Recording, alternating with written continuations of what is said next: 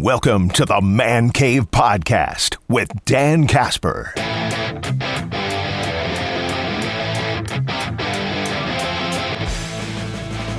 Last night's game, Brewers falling to the Dodgers. Now down 0-2 in this series. Got started off with Jackson Chirio's solo shot first pitch to kind of set the tone, take the lead 1-0, and we're thinking, oh, right, Les. Got a little energy going. We're going to go here. Dodgers tie it up. Dodgers take the lead and don't look back.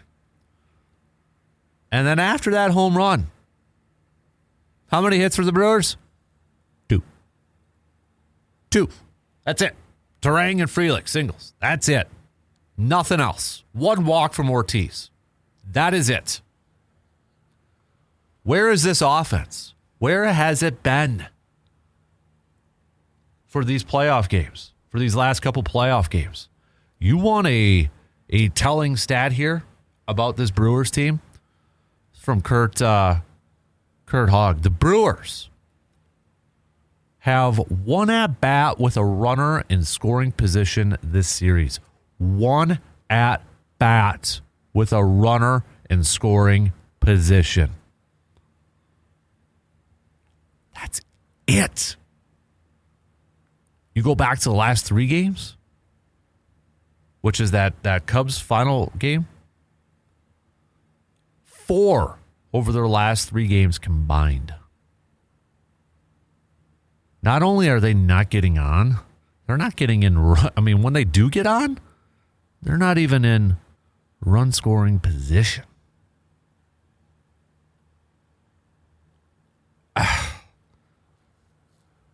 And part of it, too, is you look at some of these players, and I know he's kind of target number 1, but come on now. Christian Yelich.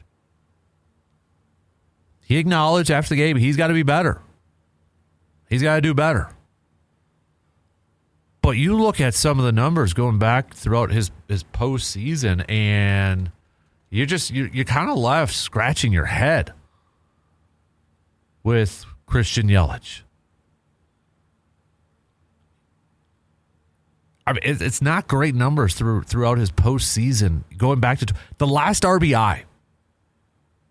The last RBI for Christian Yelich in the postseason, you got to go back to 2018. This is the leader. This is the guy in the regular season. 29 home runs to lead the team, over 100 RBIs. He's 0 for his last 17 at-bats right now. 11 groundouts. I know he's not a very emotional player. You don't see a lot of emotion come from him when he's playing the game in that. And I'm not saying he's got to instantly turn into that, but I mean, watching the games, and I know it's kind of a maybe a dangerous line to get to when you talk about body language. I mean, we went through that to death with Aaron Rodgers. But that you could tell. That you could tell his body language. It's just there's no enthusiasm. There's no energy from Yelly right now. It's what's going on in the postseason. We especially for a guy, if he's going to be batting leadoff, if he's going to bat in the 2 spot, the 3 spot, the 4 spot, any one of those spots, 1 through 4, Yelly has got to do a better job of producing. 2 RBIs in his first career playoff game. He's had 1 in his next 24 playoff games, 0 since 2018. Oh, that's bad for Christian Yelich. That's unacceptable. Pat Murphy after the game said about Yelich, he's getting pitched really, really tough. They're very aware of his abilities. There's a really small sample size. I know it's critical because it's now, but I'm not worried that Yelich won't respond. And Murphy has to respond and answer the question that way. And that is a Murphy answer. He is always, always, always going to have his players' backs. He'll be the first one to credit them. He'll call them all once in a while too, for sure. but he will always have their backs. I'm worried though, so I'm going to respectfully disagree with the skipper. I'm worried. I think a lot of Brewers fans are worried, and we're frustrated from what we are seeing from him. We're frustrated, other offensive players too. Terang, yes, he had the home run in Game 5 against the Cubbies. After that, hit yesterday and that, he is not showcasing what he's been able to do at the plate. Overall, it's just been offense, maybe outside of Jackson Chourio, and yes, you had a little bit from Contreras, but I mean, Chourio has been like the most consistent, it feels like. But this Brewers team, I don't want to take anything away from the Dodgers, okay? Blake Snell and Yamamoto, fantastic.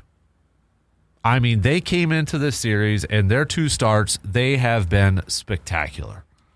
So I don't want to take anything away from them and kind of come off by saying, Brewers are losing this series. You got to tip your cap to the Dodgers.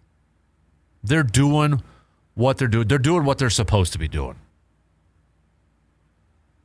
Their 2 starters have pitched magnificent.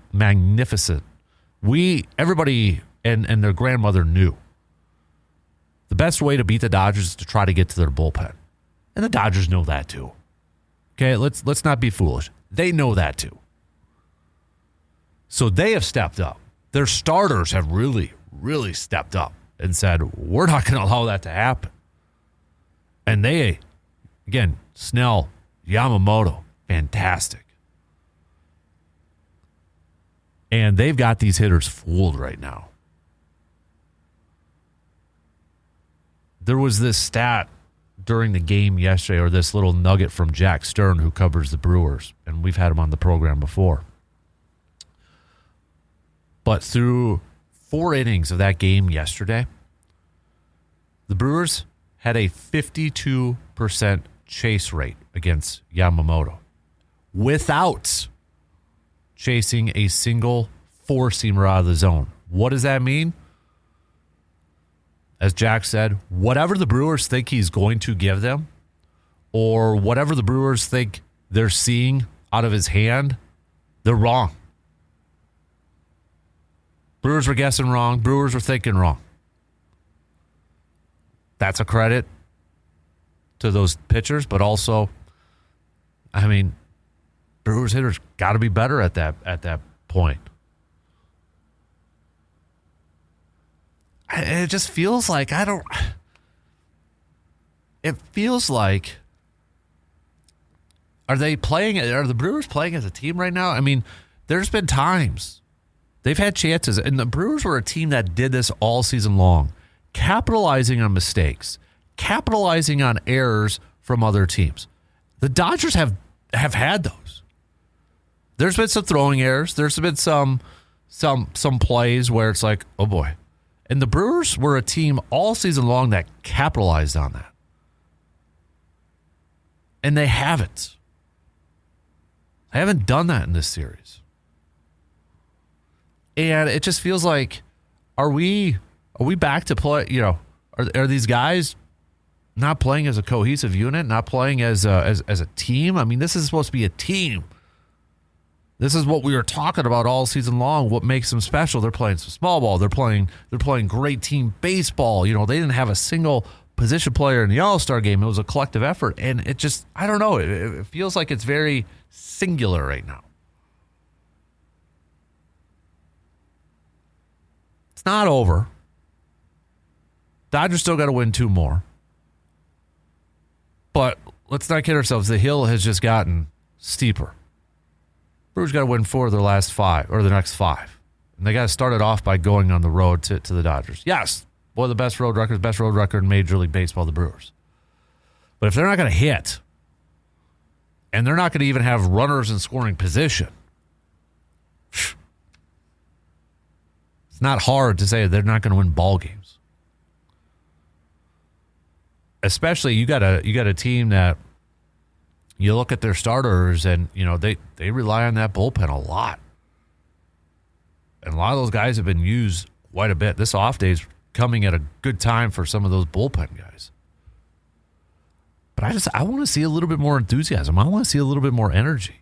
And when you do have that big play, like when you have a Cheerio home run, carry it over to the defensive side. Carry it over to the pitching side.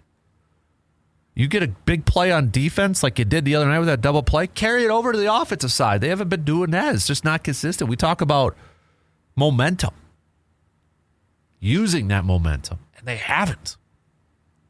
For whatever reason. I don't know if this is a team right now that you look at that Cubs series, and did that series just take a lot out of them? Was that, kind of their series? Like, they're not going to admit it. They're not going to say it, and it probably wasn't. But, I mean, we have seen it at times for other teams. It's like, that was maybe their Super Bowl, maybe their championship, maybe their series. We all knew the anxiety, the tension heading in that series throughout that series. They got it done. They probably heard a lot of the noise, the talk. Brewers haven't won a playoff series since 2018. Well, they got that monkey off the back. But have they lost the focus a little bit? Dodgers, obviously, it's championship or bust for them every single season.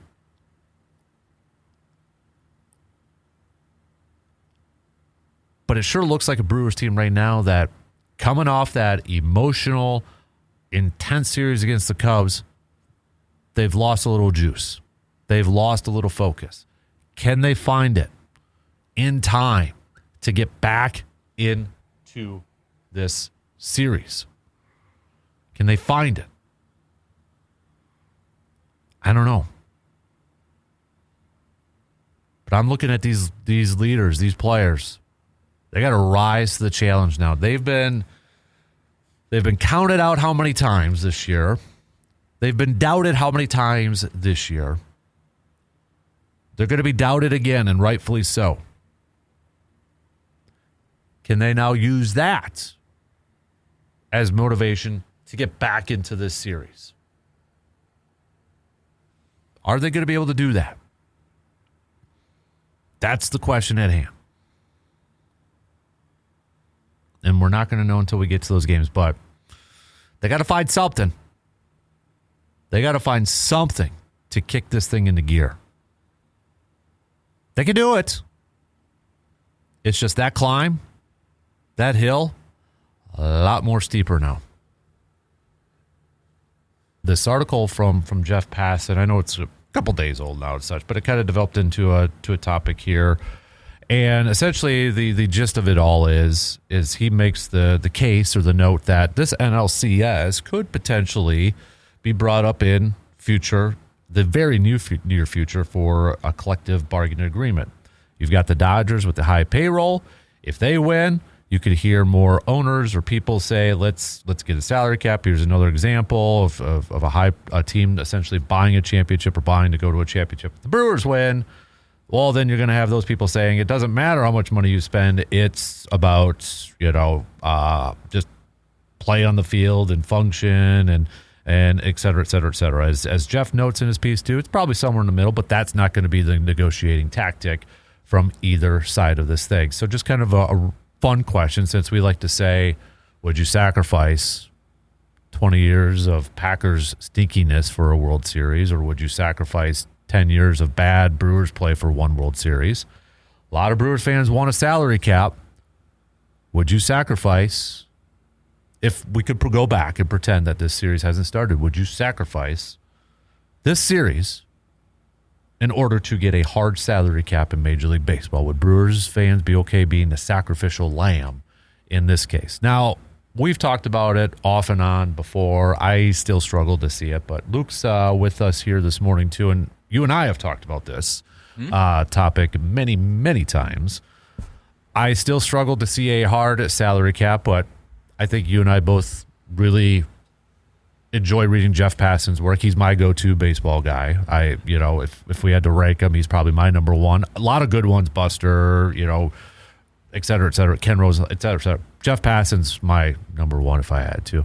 But the fact that, he's kind of put out there a piece, he paints a very bleak picture, I think, even uses phrases like, are we going to have baseball in 2027? I don't know. That sort of stuff. Right. This is a big deal.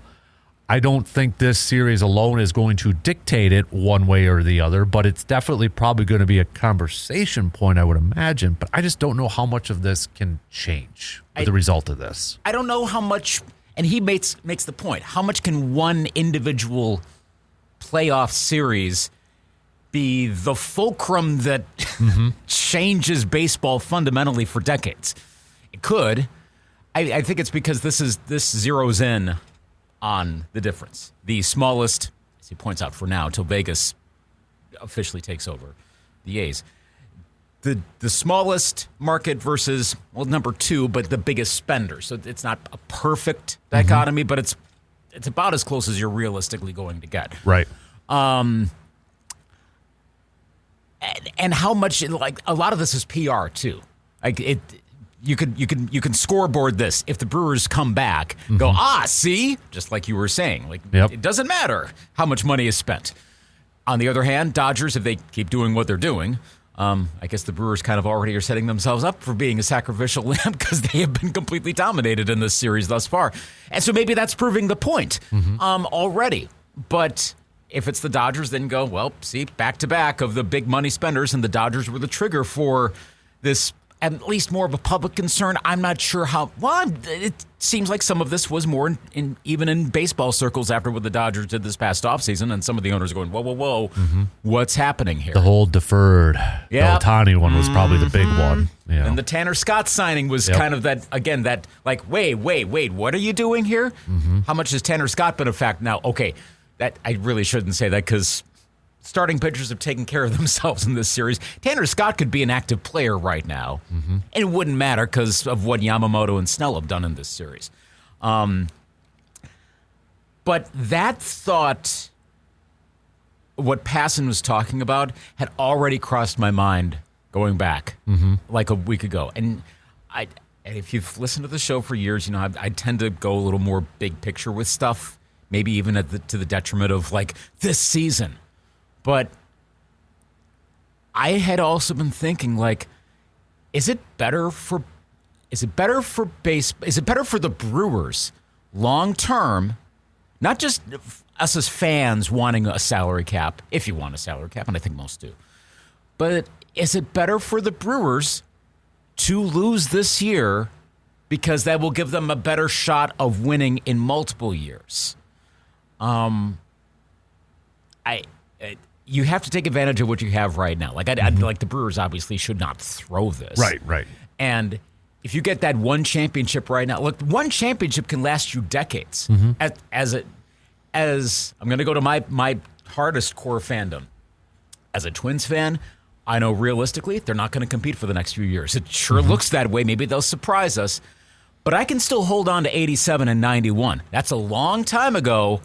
But I've got that as a fandom. That happened at some point in my life, and I'm going to have that the rest of my life. Brewers fans are holding on to an 82 that they lost. I know, exactly, yeah. If you got something like that, if you even get one in your life, honestly, that's all that really does matter. Whether it happens at the beginning of your life, the end of your life, middle of whatever. As a fan, you just want one. Yeah.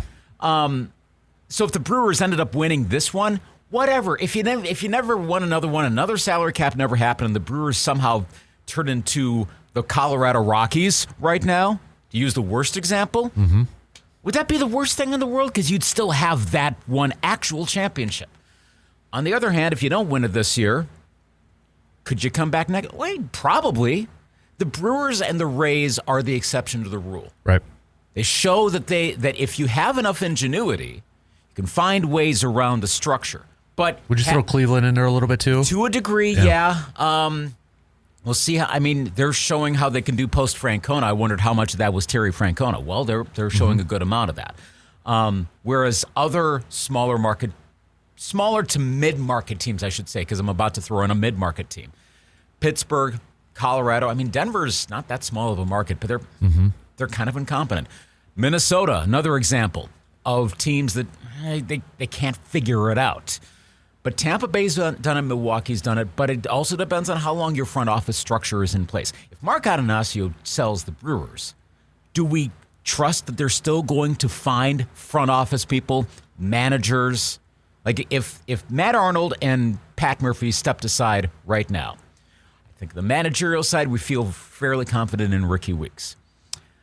Would they find another Matt Arnold? Probably. But if Mark Adonasio, let's say he left right now, I don't know. And then are we back to the 2000 Wendy Selig pre-Davey Lopes era Brewers? I think that's a really good point you bring up, because you go back to earlier this season in the offseason, there was, the last couple of years, a lot of Brewers fans upset with Mark Adonasio for not spending more. But I think at least what we can acknowledge is he can hire David Stearns, Matt Arnold. You know, I know Matt Arnold was the main voice for Pat Murphy, but you look at the guys that he has hired to run baseball, he has done a good job at that. So I think you bring up a great point. If Mark sells to get this big spender owner in there, great. He could write checks, let's say. But what if he can't hire Steve Cohen? Right. Now, I know he got David Stearns, so maybe that's not the best example, but they missed the postseason this year. Yep. And it could be particulars. Is that necessarily a knock on David Stearns? He's gotten a lot of incoming. I don't know that that's Stearns' fault. There could be there are extenuating factors. They had a lot of injuries over in New York as well. So how long can you keep doing this? Now, it will. Maybe the point is right in front of us too, though. The Dodgers got Yamamoto. Now, part of that's also their particulars of being able to appeal to Japanese audience. That's not the entire factor. We shouldn't dumb it down to like, see, Ohtani. Well, no, there's other factors. But they had a lot of appeal that other teams aren't going to have, and some of that is financial. Some of it's also structural. The Dodgers have a really they're the big market Milwaukee Brewers. If you really want to make a good analogy, they're the big market Tampa Bay Rays. Andrew Friedman. Yeah. See, I mean, they're there. They did what the Rays can't do, right down to the guy they brought over. Blake Snell was another example. Remember the Snell signing? I remember talking on this show. You remember that back in the offseason? Oh gosh, here we go. And then what does Blake Snell do in the postseason? 8 innings, and has one of the all-time best pitching performances. He's literally a hit away from taking a perfect game into the ninth. And so, and then Yamamoto last night goes all 9. Right. Are the Brewers getting those guys? No. So maybe we have seen the difference there. The Brewers can get in a good position, but if the Dodgers and if there's another team if the Yankees can figure themselves out a little bit more, the Phillies, the Yankees, the Cubs, they're not that far from being able to go bam, bam, bam, get those starting pitchers.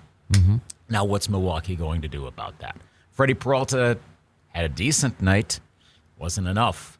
It was a typical Freddie night. You know, people are saying pitch count was up.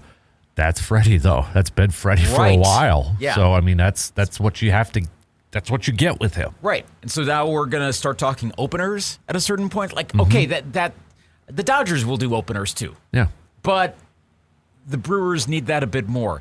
I think it's playing out right now, almost regardless of how this series goes. And let's be real, Dodgers almost certainly are going to win this series at this point.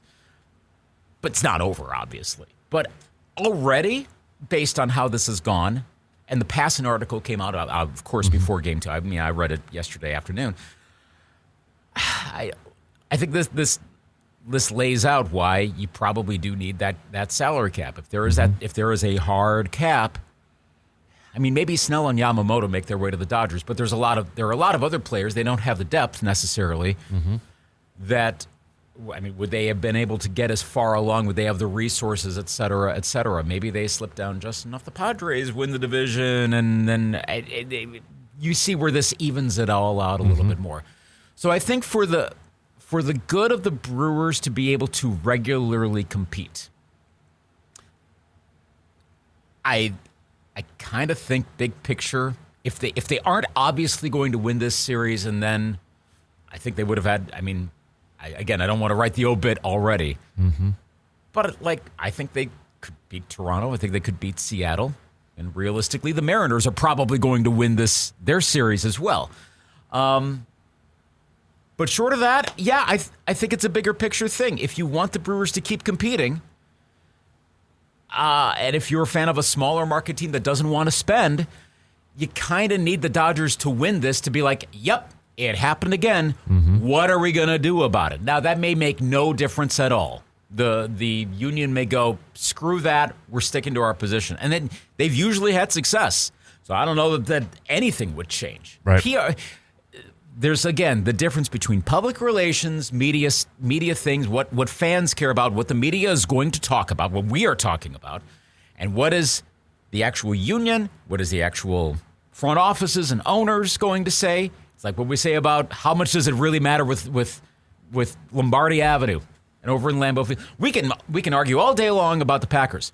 What's Brian Gutekunst really think about that? I don't think they're not going to care that much about it, about any particular issue. Same for this. So Passan's article is good, and I agree with a lot of what he says. I wonder how much the union and the ownership is ultimately going to care. Well, that's the thing, too, because what have we said, too? What's the players' union? Players' union is going to want it, and he mentions that in there, too. You know, they're or at least the leadership. Right. Because you remember there was that when the whole the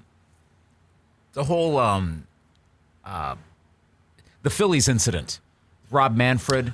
Yes. When Bryce Harper said that and stands up, and there was some seeming indication of, okay, the front lines of the union are hardcore.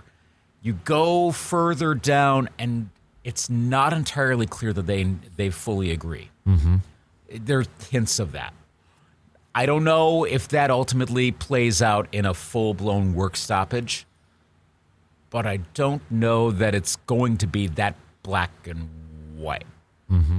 Probably will be, but I don't know that it absolutely will be, so maybe there's going to be a sentiment further down of, hey, let's actually be concerned with the middle class of baseball, or what should be the middle class of baseball players.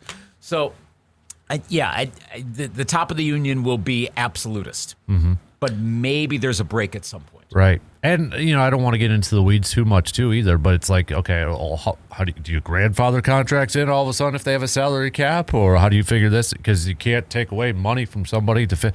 It's going to be there. Yeah. And those people can figure it out. I don't even know how that would work, And the thing is, though, too, I mean, you throw in there, these baseball contracts are double-digit years, so it's not like, hey, they're just going to expire in a couple of years. So, I don't know. That would be looking out for teams that, I mean, I guess you're going by the rules as they are right now. So if you change the rules, do you provide some relief for some of those teams? I think like the Braves, for example, making a lot of long-term deals. Now, the Braves probably would benefit from cap. It might be like Atlanta. No, Atlanta, they're not in as good of a financial position. They never have been as good of a financial position as the New York teams, the LA teams, Chicago. It ends up working out that way. But maybe there'd be some way to do that. Or maybe they say, look, these are the new rules now.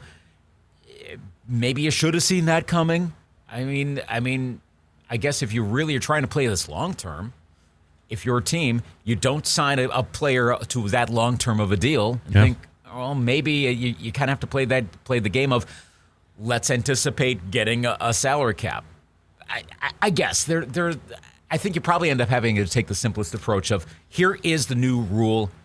Teams that did big long term contracts, sorry, you're a little screwed on this, but you'll figure it out. There are a lot of teams that are going to have to figure it out if it ever gets to that point. Part of me too wonders because again, I'm just throwing this way out there. If we use like the NFL salary cap as an example, what's one thing with baseball has that NFL players will love? Guaranteed contracts, right? Fully guaranteed contracts.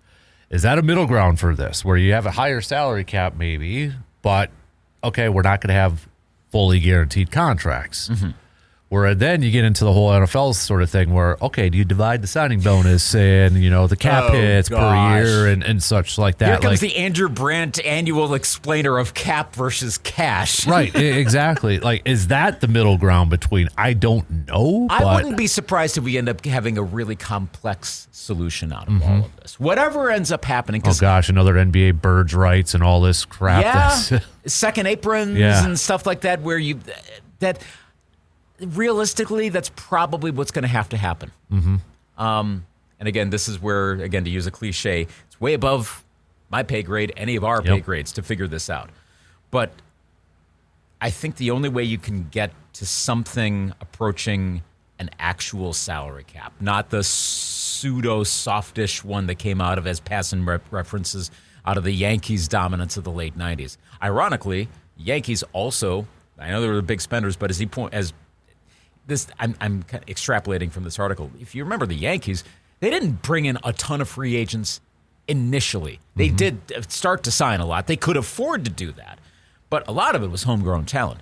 Passan points out it's not a ton of big free agents that the Dodgers brought in. Yeah, they brought in a lot. We mentioned Snell and Scott. Freeman a couple of years ago, yeah. But they traded for Mookie. Yeah, that's the thing. There are a lot of trades, unsigned free agents, homegrown development. There's a lot of that in the Dodger organization. And that's the thing, too, I think surprises me every single year, but it's true. You look at the farm system rankings, and the Dodgers are still up there. Yes. This goes back to they have a very good organization. They can do this sort of stuff. They're actually not the poster child. They're for what's bad. A poster child would be the Mets. Yeah, okay. But that's a bad poster child because it doesn't work. Right, yeah. They spend money and kaput. So that's where it goes back to the union argument of, well, see, is the system really that bad? Well, results-wise, not entirely, if you look at it that way. But if you're really going to find a solution, you're probably going to have to come up with some complex thing that, well, for one, finds some sort of a salary floor. It's where I have this worst-case scenario in mind with the Twins of, are they going to get rid of Joe Ryan and Pablo Lopez, Royce Lewis? They're going to find some way to get rid of Walker Jenkins, even though he hasn't even come up, and find a way to have like a $40 million payroll, which, for those who haven't been following, would be stupendously low. Are they going to find some way to do that so they can get out of their debt? No, we shouldn't have that. You should have a floor of like maybe $100 million. And that's actually what the NFL has, too. It's a formula where they have to spend at least, I think it's 90% of their cap in a certain time frame, like a couple of years or such, or you get penalized. Like you lose, I think you lose some cap space, or you lose some picks, or because there was that thought about, like, for example, the Browns. Browns not spending enough money in free agency. You have to spend, I think it's like 90-some% of your cap, total cap allotment in like a few years. I'll bet the Browns, probably now the Titans. I'm saying the surface-based, maybe there's something like, no, this is wrong. But I would bet those two teams would probably bottom out hardcore. With all the quarterbacks that the Browns have been paying, the Titans with 2 firings of late, and the front office firings, both teams either building or, now in the Browns case, essentially they've got it resolved. And now they are going to build new stadiums. I mean, there's a lot of public money, but there's a lot of private money. You better believe they would, if they could, they would gut their salary or gut their salaries. Already I was looking at the mid-season mock draft this morning. I was like, okay, let's see what it's like right now. But the Browns are number 1. And Mendoza from Indiana right now is being mocked by, I can't remember who it was. Like, was it Reed from ESPN? Was already mocking him. But that's the thing. Like, they're probably already going to consider moving on from Dylan Gabriel and Shedeur Sanders and go on to someone else. So there's another quarter. You see, those teams would do that. They can't. Yeah. They have to spend money. Baseball, yeah, you can bottom out. The A's did that the other year. Yeah. Twins probably want to do that right now. Maybe they will. Pirates, you throw them in there. Yeah. I mean, I'm sure the Rockies, I don't know. Again, the Rockies don't make any just sense. Dumb. I don't know. Like, they probably wouldn't bottom out. They'll spend a bunch on Chris Bryant, who barely plays. Right. And, They probably, I don't get it. But you want to force these teams to spend, so maybe they kind of stupidly find their way back into contention, if that makes sense. Like, you can't rule out the Browns at this point, right? Because they have to spend money. They got a really good defense. They might win some more games. There's that. I've mentioned him a couple times. Ryan Nanny, celebrity hot tub on Twitter now, Blue Sky, etc. Said we're going to get a whole bunch of 8 and 9 teams in the NFL this year. Like, is everyone going to be 8 and 9? Well, yeah, like you could see the Browns ending up, they could dumb their way into 8 and 9 this season. In part because they have enough of a good team. Right. And you kind of want to see that. You don't want mediocrity, but you don't want really, really, really, really, really bad teams like you have in baseball. And that's where you see a lot in free agency, too. Those guys that just, you're like, how did they become the highest paid guy? Like the Patriots had a ton of salary cap space this offseason. They shelled out a ton of money. Was it Williams at defensive tackle from Philly? Well, a lot of those teams have to spend that money. So they're able to outbid a Packers or outbid another team because Green Bay has consistently, I mean, we don't have to worry about Green Bay, I don't think, spending 90% of their salary cap. Right. But that's where these other teams can pay a little bit more because, hey, we have to. By law, we have to. Yes. We have to do this. So imagine baseball doing that. Yeah. Imagine the Brewers getting, and they've had some free agents over the past, say, let's say now in the almost 20 years, we're closing in on that of competitive baseball because they've had a pretty smart front office. They would probably start to bring in some relievers, infield help, just because they would have to spend the money. Yeah. But other teams couldn't spend. It would work out better that way. My gosh, my Twins would be forced to bring in some of those guys. Now, they may not be the best ones, and how many times do we see the big spending so-so teams bring in someone, they spend a lot of money, and it's not the best choice. It happens all the time. See it in the NBA all the time. Yep. But it would happen more, and some of those players you bring in are good. And the other part, though, this popped in my mind. If you're the Brewers, though, do you bring in those guys, or do you do what you did with Cheerio and you just lock up some of your younger guys longer term? Yeah, you could do that too. But then you'd have the money to spend on that, and you've got some more confidence. Now, again, that can backfire, like we were just talking about earlier, based on how your cap goes. And if you have several of those, but now there's a cap, then you're devoting like 70% of your cap to two players. We see that in the NFL. Again, all the time. Yep. Yeah, and how are you going to spend on the rest of the team? And that's where I wonder if you start to get the complex formulas coming in of like what the NFL does, where you rewrite the contract, spend a bunch of money right now to move all of that money ahead. There's accounting. Do we start to get into the void years? Something like that. Or do you do a little NBA too where, okay, if you stay with the team that drafted you, you could actually get more money instead of going to free agency. Something like that. Does that play out in baseball? It's not going to be exactly that. We're not going to have void years. We're not going to have the second apron. Think of the terms that you hear in the NBA and the NFL. In the NFL particularly. Interestingly, the NHL doesn't seem to have as much of that, but they've got their own, you get into like long-term injured reserves. That's a whole nother thing I'm talking about. But think of those terms that a lot of us sports fans know about. Right. You're not going to get directly that in Major League Baseball, but there's going to be something like that we're all going to eventually learn about, some financial thing we're going to learn about. We can't conceive of right now. But it's going to be the sort of thing I think that's going to help the Brewers to compete longer term. Ultimately, I think, and to tie back to the very beginning of this, is it better for the Brewers long term to lose this series? Again, it's not as black and white as that. But there's going to be something that comes out of all of this that'll probably look back on the likely 2024 and 25 champion LA Dodgers. Maybe 2026 champion LA Dodgers, and goes, okay, that led to blank, and maybe blank and blank. You have to think about it for a bit. And then whatever that financial tool is, it will allow the Brewers, besides their in-front office ingenuity, maybe to use something else that they could regularly win.